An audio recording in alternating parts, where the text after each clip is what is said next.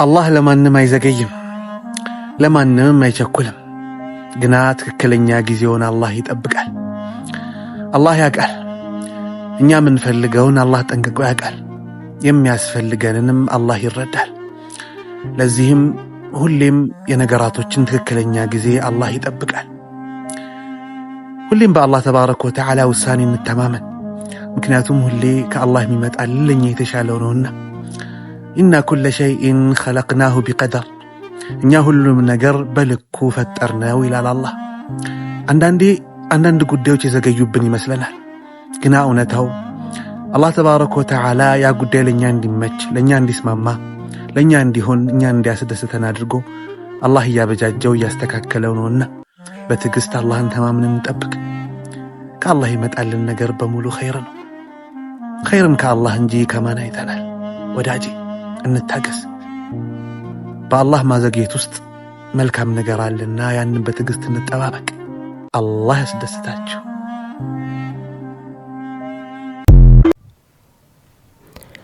ጊዜ እንደ ደመና ይነጉዳል።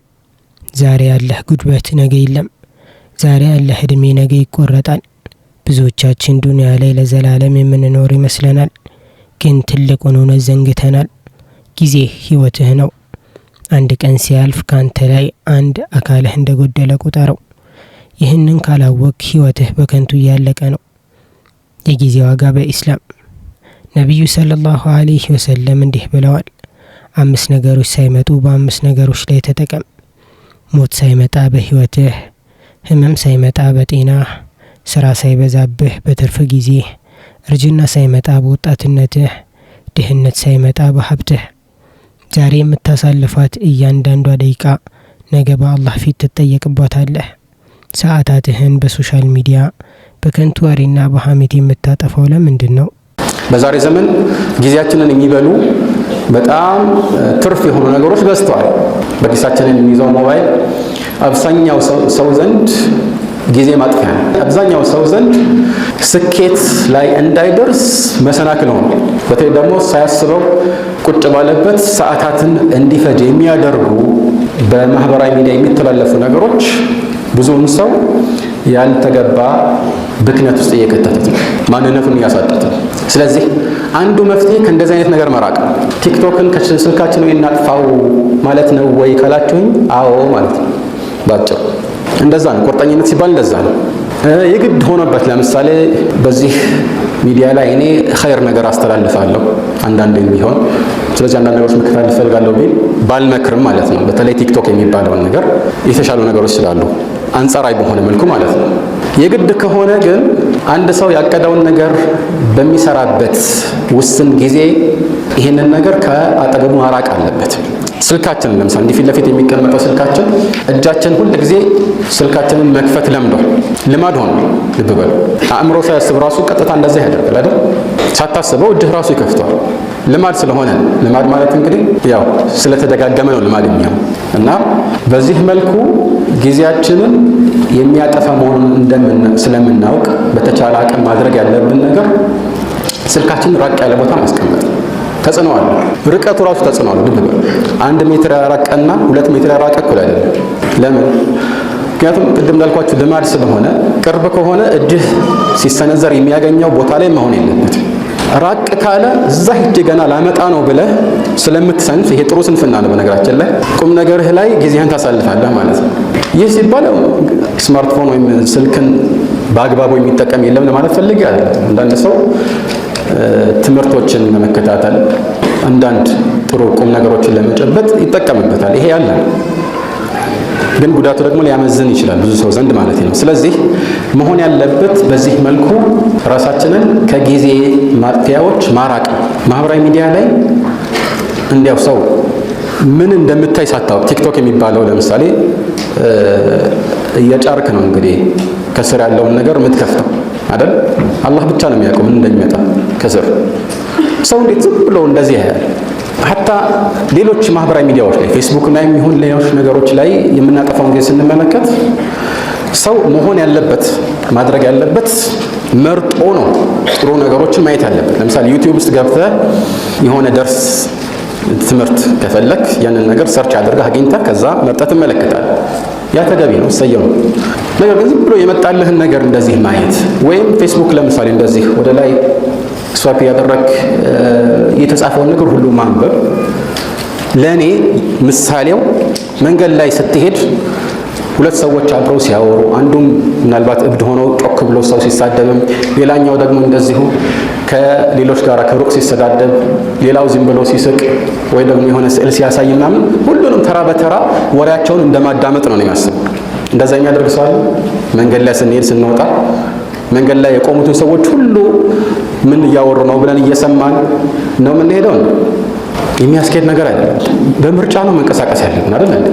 ከዚህ አንፃር ከእንዲህ አይነት ምናልባት እኛ ደቂቃዎች ብለን የምናስባቸው ተጠራቅመው ነው ቀናት የሚሆኑት። ቀናት ብለን የምናስባቸው ተጠራቅመው ወራት ይሆናል። ወራት ደግሞ እንደዚሁ ዓመታትን ይፈጃሉ። በዚህ መልኩ ጊዜያችን እየጠፋ ነው፣ እድሜያችንም እያለቀ ነውና ይህን ነገር ለከት ካላደረግንለት በኋላ መቆጨታችን አይቀርም። ስለዚህ ከዚህ አንፃር አስቀድሞ ነገሮችን ከማቀድ ጋር አብሮ ደግሞ ይህንን እቅድ ሊያኮላሹ የሚችሉ መሰናክሎችን ከመንገድ ማስወገድም ያስፈልጋል ማለት ነው። የቀብር ጥያቄ በቀብር ውስጥ የምንጠየቀው ስንት ገንዘብ አጠራቀምክ ተብለን አይደለም፣ እድሜህም በምን ጨረስከው ተብለን እንጂ። ዛሬ መስገድ የምትችለው ቆመህ ነው። ነገ ግን ፈልገህ እንኳን ላይሳካልህ ይችላል። ዛሬ የምትሰጠው ሰደቃ ነገ የመቃብር ብርሃን ይሆናል። አትዘንጋ። ህይወት ማለት አሁን ያለችው ደቂቃ ናት። ነገ ሰራለሁ የሚለው የሰይጣን ወጥመድ ነው። ንቃ። ህይወትህ በከንቱ እንዲያልቅ አትፍቀድ። አሁኑኑ ተነስተህ ሰላትህን ስገድ። ለወላጆችህ ደግ ሁን። ሰውን ይቅር በል። ወደ ጌታህ ተመለስ። ትርጉም ያለው ህይወት በአላህ መንገድ ላይ መጓዝ ብቻ ነው። ዛሬ መጨረሻ ቀንህ እንደሆነ አስበህ ኑር። ህይወት አጭር ናት፣ አኺራ ግን ዘላለማዊ። ቀብር ውስጥ ከሚቀርቡ ጥያቄዎች መካከል ቁርጥ ምላሽ የሚያስፈልገው በተግባር ዛሬ ካላወልነው ነገ የውመል ቂያማ ቀብር ላይ ብንሆን መመለስ የማንችለው ከባድ ጥያቄ ነው። ጥያቄው ቀላል ቢመስልም ተግባርን መሰረት ያደረገ ነው። ግን መልሱ መን ረቡክ ወማ ዲኑከ ወመን ነቢዩክ፣ ጌታህ ማን ነው? መልእክተኛህስ ማን ናቸው? ነቢይህ ማን ናቸው? ሃይማኖትህስ ምንድን ነው? መን ረቡክ፣ ጌታህ ማን ነው? ፈየቁሉ ረቢ አላህ፣ ጌታዬ አላህ ነው። ፈየቁላኒ ለሁ ማ ዲኑክ፣ እምነትህ ምንድን ነው? ፈየቁሉ ዲኒ ልእስላም፣ ዲኔማ እስልምና ነው። ፈየቁላኒ ለሁ ማ ሃዛ ረጁል አለዚ ቡዒሰ ፊኩም፣ እናንተ መሃል የተላከው ግለሰብ እሱ ማን ነው ይሉታል።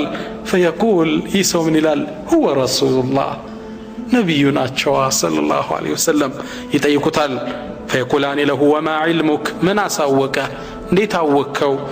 ፈየቁል ብሎ ይላል ቀረእቱ ኪታብ አላህ ወአመንቱ ቢህ ወሰደቅቱ፣ ቁርአንን አነበብኩ አመንኩበት እውነት አልኩ ይላል።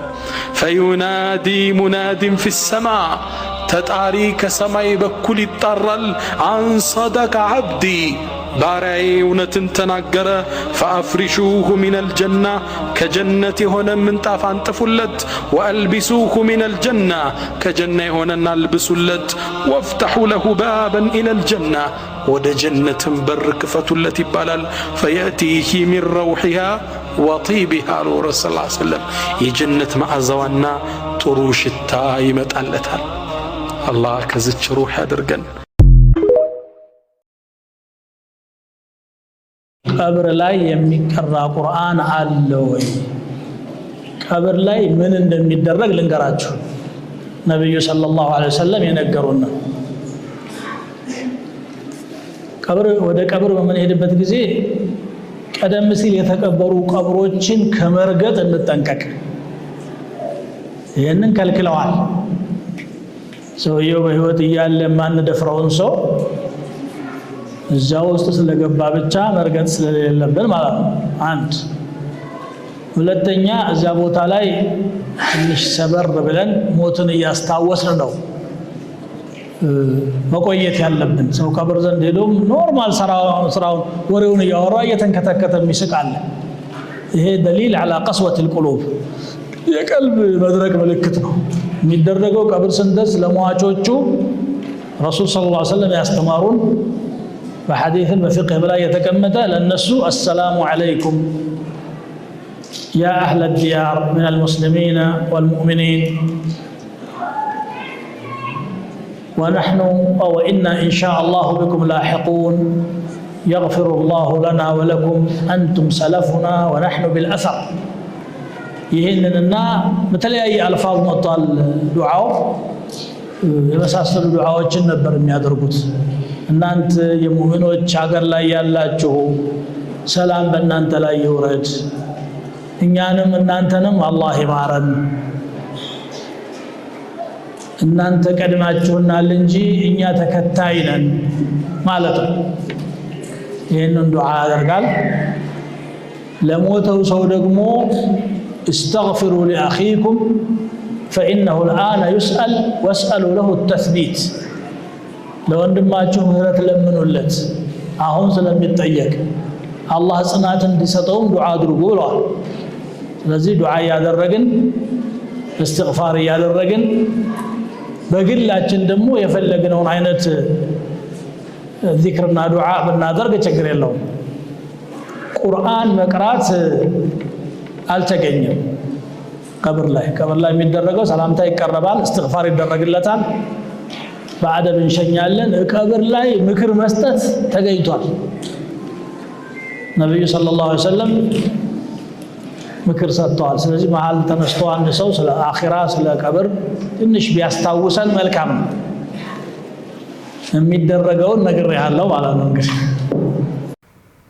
አላህ Subhanahu Wa Ta'ala እኔም በተናገርኩት እናንተም በሰማችሁት የምንጠቀም ሰዎች ያድርገን እዚህ ቻናል ላይ የምንለቃቸው ቪዲዮዎች ከተመቻችሁ የቴሌግራም ኮሚኒቲ እንዲሁም ሁለተኛ ቻናል አለን የሁለቱንም ሊንክ ኮሜንት ላይ አስቀምጥላችኋለሁ ገብታችሁ ፎሎ አድርጉ ለዚህ ቻናልም አዲስ ከሆናችሁ ሰብስክራይብ በማድረግ ቤተሰብ ሆኖ